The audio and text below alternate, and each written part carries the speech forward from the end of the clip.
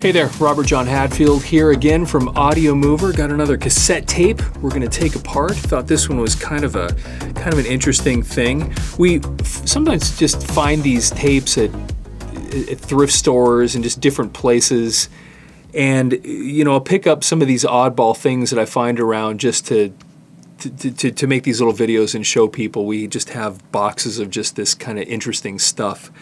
And this is just one of those. I don't know where it came from.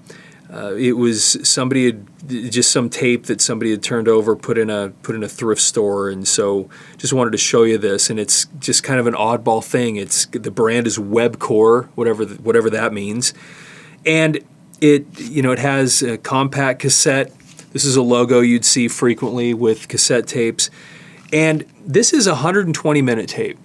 So where kind of the real standard tapes were the 60-minute, the 90-minute. Well, there were these 120-minute tapes, and the way they'd get, all the cassette, the shells were all the same size, and the way they'd get 120 minutes in there, which is more than 60 and 90, obviously, they would just make the tape thinner so they could fit more tape on the reel, which caused some problems because then the tape was more difficult to work with.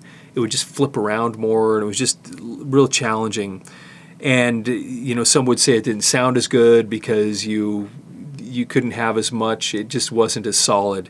So anyway, this is a 120-minute tape, and just wanted to show you what this looked like, and I wanted to take it apart. There's one thing instantly that's interesting about this to me, and a lot of the tapes that had screws in them, which blank tapes often did, they'd have four screws on the outside and then a fifth one here in the middle. That was very standard. But usually my experience with this is that these are Phillips screws. In this case, you can see that these are not. These are flathead screws in here. So I thought that instantly was kind of interesting. I haven't opened this up, so I don't know what it's going to look like on the inside, but it'll probably look like a standard cassette tape. But I wanted to show you that there were variations of this where you would have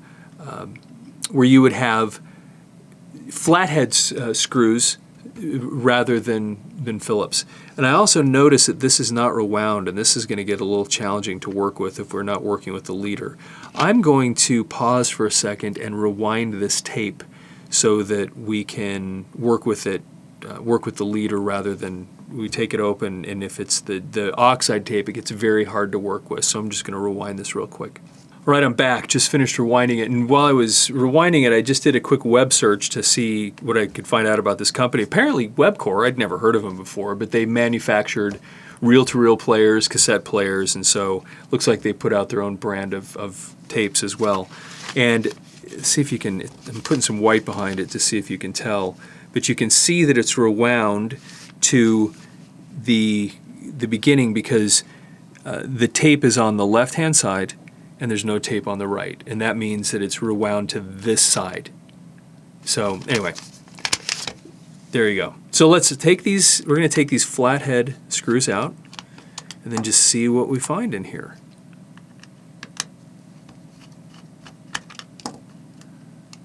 And by the way, if you like these videos, please like and subscribe to our channel. And if you have any old audio and video tapes you need converted to digital, of course, that's what we do, audiomover.com. You can go to that website and see all the... We even have... I'm a vinyl junkie. I have a couple thousand records, and so we actually sell some t-shirts about vinyl that you might get a kick out of. Anyway, I can't get that screw out. Sometimes they won't pull out and you actually have to lift it out when you take the shell off. Yeah, just going to have to lift it off this way. Okay, anyway, so I've got them all taken off, sort of. We're going to may have to just give it a little bit of pressure here. There we go. That one goes. Sometimes you just have to pull up on it just a little bit to get it to release itself.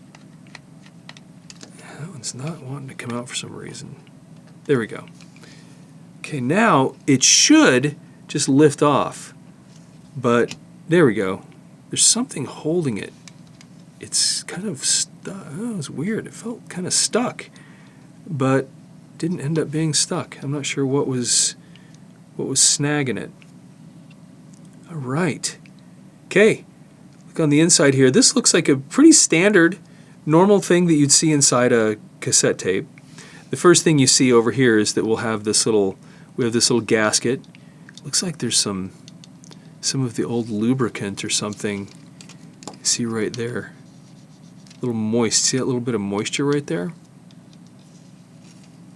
Anyway, so what this does, in this particular, a lot of these gaskets, and this one doesn't, a lot of these will be ridged. They'll have this little, they'll have these little bumps, basically. And what that does is it keeps the reel, it helps it wind really smoothly. And this one doesn't, and you can actually see that it has all these extra ridges, and that's partly because this gasket here isn't embossed.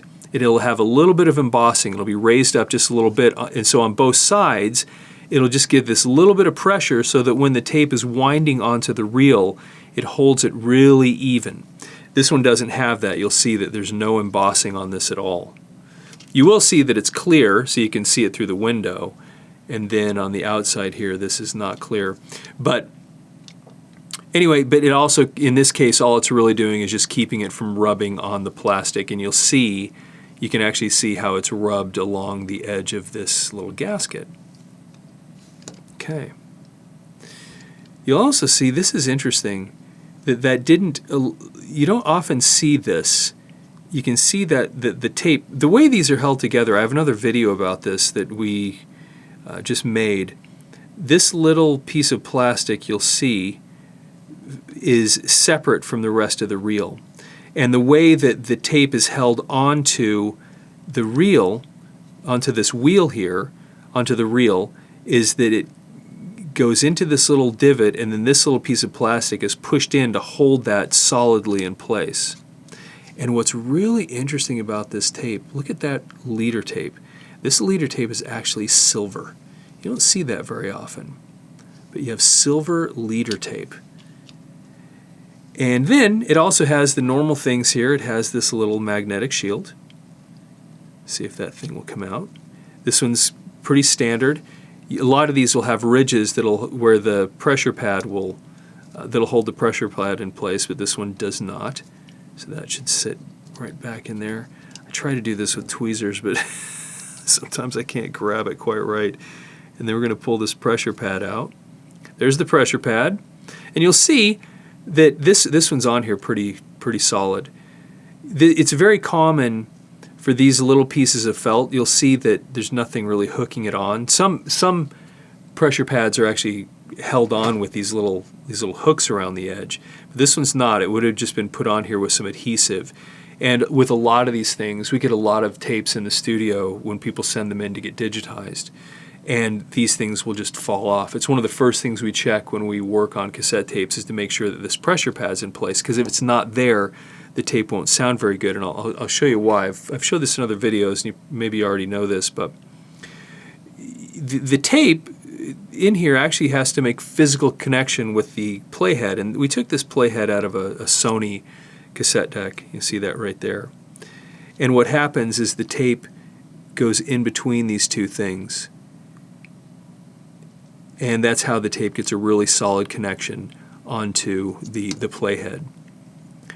And so, and then this kind of, you'll see that the copper is so thin that it actually can bend a little bit so that it can get just the right amount of pressure. So I'm going to try to put this back in. My old eyes are not seeing this really clearly. To get that back in at the exact spot. I gotta get down and look at this a little closer. Okay, got it. See, this one's kind of interesting because it has a little extra extrusion right there that this pressure pad sits behind. But you can see how it has that little bit of flex. And so then when the playhead pushes up on it, it just has that little bit of, it just gives it just enough pressure so that the tape, as it goes across the head, will be able to get a nice solid connection. So I want to roll this forward just a little bit because I want to take a look at where the silver leader tape meets the oxide and see how it's held together.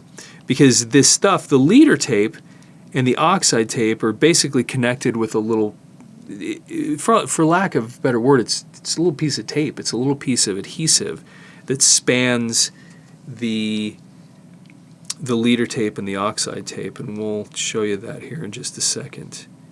And there it is right there. Okay, so you'll see that is where the oxide, and this is really interesting how they put this together, because you don't normally do it this way. I'm going to wonder what their logic was behind this, because that does not make, generally speaking, you don't do it this way. You'll see in other videos I talk about cutting things at angles, you'll see that they do that right there, and the reason they have this at an angle, the theory behind it is when it's going past the playhead, like so, and it's running past it, I gotta get this up in frame a little bit better. It's running past it, it's less likely to get stuck or snagged because it has these angles. That's the theory behind it anyway. What you normally don't do is put the adhesive on the side that goes against the playhead, which is what they did here, which is really interesting. Who made this? This is that Webcor. That's really interesting. And you'll see that this side is the side that would normally be going against the playhead. And in this case, for some reason, they put it on the outside. Which is interesting because if you're using a reel-to-reel tape player, the head, actually, the tape goes along the head on this side. But on a cassette tape, it's this side. And that's why you normally, on a reel-to-reel, have the adhesive on this side of the tape, and on a cassette, you have it on this side. And anyway, all I can tell you is this is unusual. You don't normally put the adhesive on the side that's going to go rub against the playhead. But for some reason, that's how this company did it. And they also use this really interesting silver leader tape. Isn't that cool? Don't see that very often. Silver leader tape. Anyway, somebody might put in the comments if you know anything about this particular company or why they would have put the adhesive and the leader tape on, or they would have put the adhesive that connected the leader tape to the oxide. Why they would put that on the opposite side is kind of beyond me. Did I just tie a knot? Oh my goodness, I think we have a knot there. And maybe this is why we're getting it on the wrong side. I'm not sure how we created a knot. Isn't that interesting? It never ceases to amaze me, all the the weird things as we're taking these apart and putting them together. We don't actually take tapes apart that often. You know, we do have people send tapes in that are broken, you know, and they don't know how to fix them, and we can usually get them fixed and get them working, at least long enough to get them digitized. So we get these things shipped in from all over the country. We had people calling in from, I think, who did I talk to this last week? We had people from Massachusetts and some California. California is really, no, this is, yeah, they really do have the adhesive. They really, really do have the adhesive on the wrong side, the side that you don't normally put the adhesive. Now, maybe the only thing I can think of, and it's possible that's just how they do it. That's how this company did it. But it's also possible that somewhere in the tape, this is unlikely though, it got flipped over. I don't think it did though. No, it couldn't have, because this is not flipped. This is winding the way it's supposed to. Yeah, it is. So I don't know. Webcor, or yeah, is that what it's called? Webcor. They put the adhesive on in a very unusual, their own unique way. I don't know what to say about it. These are not really high-end tapes, though. I can tell you that. Partly just because instantly you can tell the fact that they didn't even go through the effort to do any embossing on this gasket tells you something right there about the quality of this tape. Okay, anyway, so it's put back together. I noted earlier that this is interesting, and this also shows that it's a little bit cheaper, the fact they've got this little piece of leader just kind of hanging out the side. Normally, it would go down into this spot and they wouldn't have a bunch hanging out the edge, but they do here. So once again, that just kind of shows this was not really, really top shelf tape. So we're going to get this tape put back together. That was kind of an interesting tape. Started off with these flathead screws, and then we had the silver leader tape and the little thing hanging out of there and the moisture, and that was really something. So we're going to get these little screws back in place, and then this tape will play just fine. It'll play as if nothing happened. Just getting this back together. And we do get a lot of these things sent in where people have these old tapes that need to be repaired, and then we just go through this process. It's easy when they have the screws. There are a lot of tapes that we get, and we have some videos about this too. There are a lot of tapes that we get that don't have the screws, and we have to break them open. And sometimes that's easy, and sometimes it's not. We have a couple of videos on the channel where you can watch both variations on whether sometimes, once again, it's easy, and other times it's a little bit challenging, and you can destroy these at least the shell. You can destroy the shell, and it really doesn't matter because you can take the reels out and just put them in another shell, and it'll work just fine. So anyway, there's cassette tape. Be sure and like and subscribe, and have a great day. I miss you missing me like you used to, yeah, like you used to. I miss you.